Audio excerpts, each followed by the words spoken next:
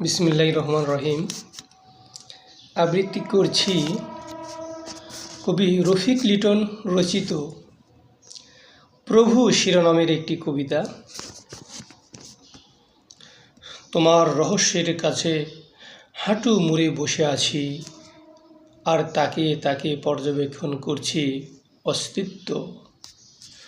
আমার চোখে অনন্তকালের স্থিরতা নিয়ে আছে, পলকহীন দৃষ্টি ভেদ করে পৌঁছে যাচ্ছে সেই গন্তব্যে।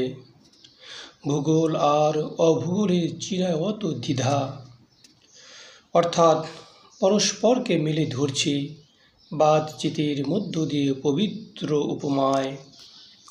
রহস্য ক্রমান্বয়ে ভেঙে পড়ছে, রহস্য উন্মোচিত হচ্ছে, রহস্য সুহাস্য দোলা দিচ্ছে, রহস্য কুণ্ডলী পাকানো বেদনা বিতরণ করছে।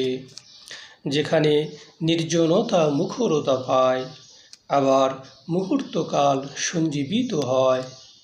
এখানে ভেজা আর আর্দ্রতা শিল্পের সবুজ অরণ্য, যেন বা কাঠ বাদামের দলবদ্ধ কোরাস। তৃষ্ণার অবারিত সেই উদ্যান, যেখানে রহস্যরা একান্ত আলাপচারিতা নিয়ে অসুতের কচি পাতার মতো দুলে ওঠে। এখানে শুষ্ক তাও লাবণ্যের সিঁড়ি, যেখানে পা রাখতে পারলেই জন্মসত্তা সার্থক হয়ে ওঠে। আমার চোখ অধ্যয়ন করছে তোমাকে, তোমার অবজ্ঞা আর অবহেলা।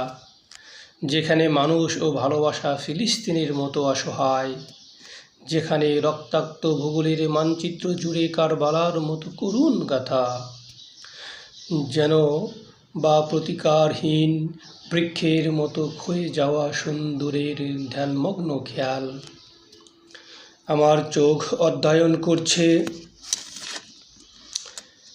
তোমার শুভ প্রদ বৃক্ষ, বৃক্ষের শাখা প্রশাখা নুয়ে পড়ছে, যেন বা চিরকালের বিকশিত সিজদা বনতা।